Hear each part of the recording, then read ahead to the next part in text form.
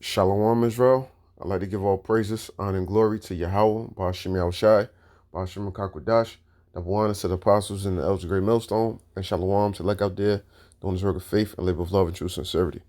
All right, now we're going to get into a quick topic based upon this video that you see here. You'll see this Edomite guy speaking, and I'm guessing that this person who posted this or reposted this was in lieu of what's going on with Nick Cannon and everything like that. I could be wrong, but nonetheless, it's still all in the spirit, So I just wanted to play this Edomite here, just speaking facts on so many truths of what we already know concerning us, so-called blacks, Hispanics, and Native Americans as being Israelites, and as well as those gutter rat bastards, being the liars and the devils, who they are. All right, so here we go. Today's video, it's a 5-minute video, and we're going to explain the difference between the Jews and the Jews. And there are differences. So when Q says saving Israel for last, we're not talking about the 12 tribes of Abraham. We're not talking about the biblical Jews, the ones that were actually persecuted back all the way back in the days of Egypt and Moses. Okay, those are not the problem. Those people are not the enemy. The people that we're talking about are the fake Khazarian Mafia Jews. We're talking about the Kingdom of Khazaria. Use your phone. Look up Khazaria, 800 AD. It was an Eastern European country that was full of bandits and snake worshippers and pagans and murderers, and they would attack caravans and assume the identity of the people that they killed along the trade routes. And Russia and the surrounding countries of Khazaria basically gave the Khazarian king an ultimatum and said, you're going to choose between the three religions that existed at the time. It was either Judaism, Christianity, or Islam. The Khazarians chose Judaism. They never converted to Judaism. They don't want to be Jews. They don't believe in the Messiah. They don't believe in Christ. They're actually satanic. They're pagans. The Jews that we're talking about that are going to have a reckoning, I'm talking about like the George Soroses. I'm talking about the Rothschilds. I'm talking about, even Netanyahu. I mean, he's gone on record in 2008, 2009, saying that Israel greatly benefited from those 3 towers actually in New York City, going down.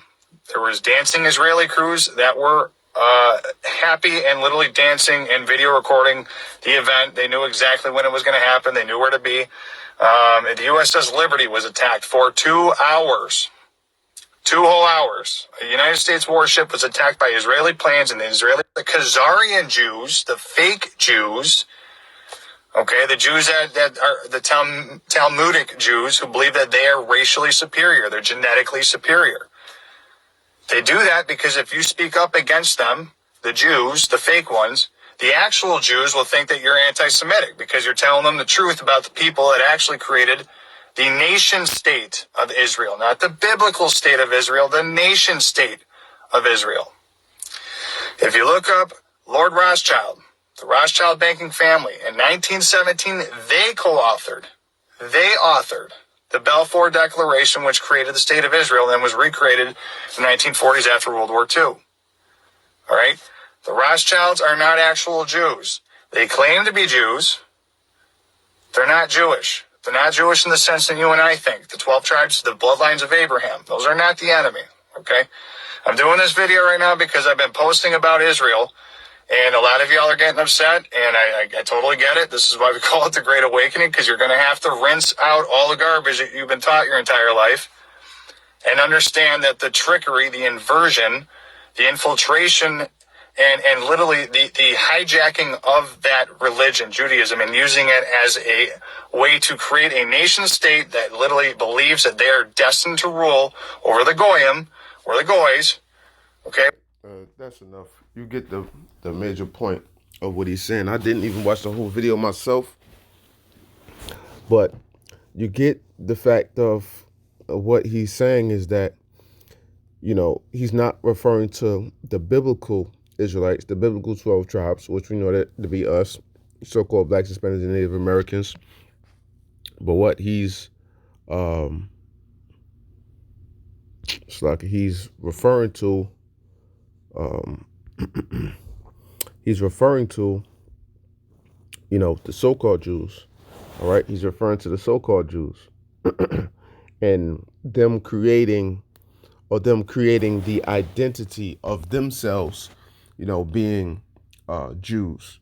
One part that he was wrong about was the Russians making them choose, so on and so forth. Because we go into the information of the history of the Arthur Coastal, the 13th tribe,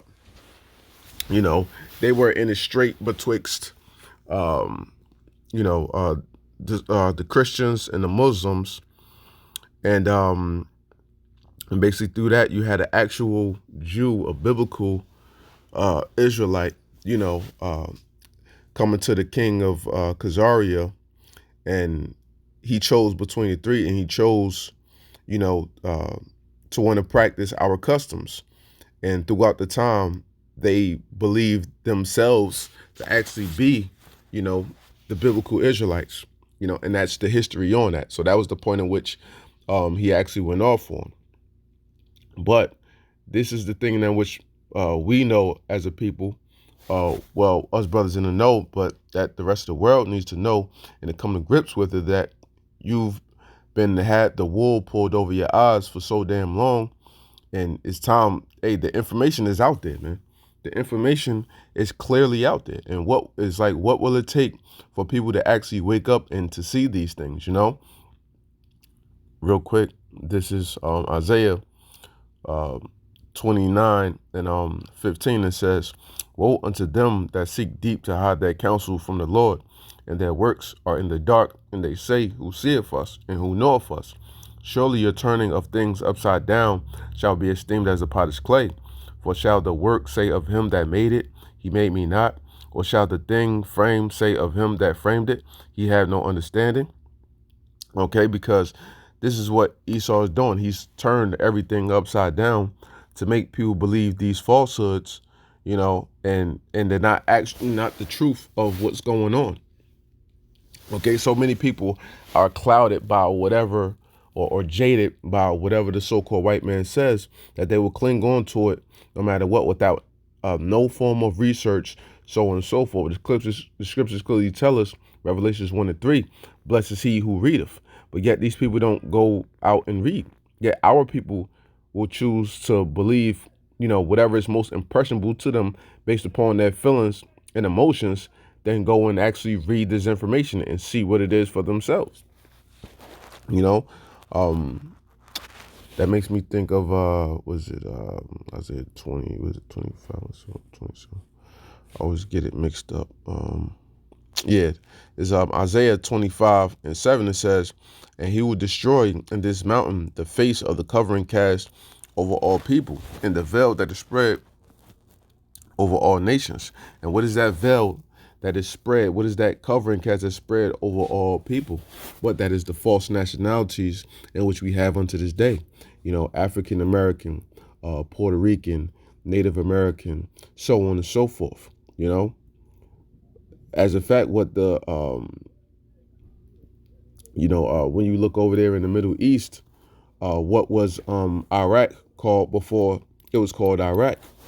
It was called Persia. That's an ancient biblical name for them. Okay, so in today's society, all the names of the people have been switched.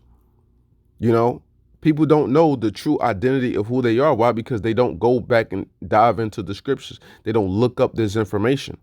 All right. But it's clearly there. And the scriptures tell us that. The book of Psalms 49.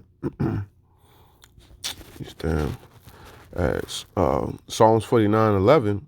Their inward thought is that their houses shall continue forever, and their dwelling places to all generations. They call their lands after their own names. So the changing of all the names came with Esau, because what? He's making his mark upon the world. He's deceiving the world. He's deceiving the people.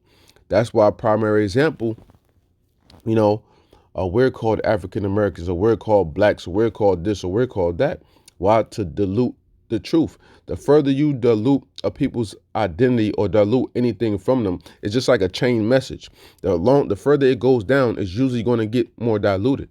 And that's exactly what it is with the masses of the people. Their minds have been so diluted from the Esau trying to make historic changes by changing names or saying this or saying that. And yet they still don't see it for what it really is, that we are the true people of the Lord. We are the biblical Israelites that the Bible speaks of. We are the true Jews that the Bible speaks of. Because initially, the word Jew applied to the tribe of Judah. But as we were scattered abroad throughout the various nations, nations weren't calling us by our tribal names. So we all got labeled Jews, okay? So we all got labeled Jews as a people, so-called blacks, Hispanics, and Native Americans, man, you know? But the Most High is truly exposing Esau for who he is and bringing light, the truth on a daily basis, man. And we're seeing that. That's why the scriptures say, what is it? Let me grab it real quick. Psalms, I believe it's 85 and 11. Yeah, this is Psalms 85 and 11. It says, truth shall spring out of the earth, and righteousness shall look down from heaven. And that's exactly what is happening now. That's why Esau's mud is being spread all over upon his face, and more truth is coming out on the daily towards who we are, towards the things and the agendas in which the so-called white man has, and everything about the society, the falsehoods, the rape, robbery, and murder, and all of Esau's dirt is being pulled right in front of his own eyes. All right? In which he's not liking that, man. So we about to see this devil at his full force real soon, but, I just wanted to bring that out real briefly, with that guy speaking on that information, because it's so much knowledge out here, and the knowledge begins with the scriptures. Everything else, we have secular history and things like that. We have secular history that is contrast to what the scriptures say by Esau diluting things. And then we have secular history that actually supports what the scriptures say, because that's how the Lord based it, So with that, I hope this segment was edifying. And I'd like to give all praises, honor, and glory to Yahweh, Ba'ashem Yahushai, Ba'ashem Kakwadash, double honor to the apostles and the elders of Great Millstone, and shalom to Lek out there doing this work of faith and labor of love and true sincerity. Shalom.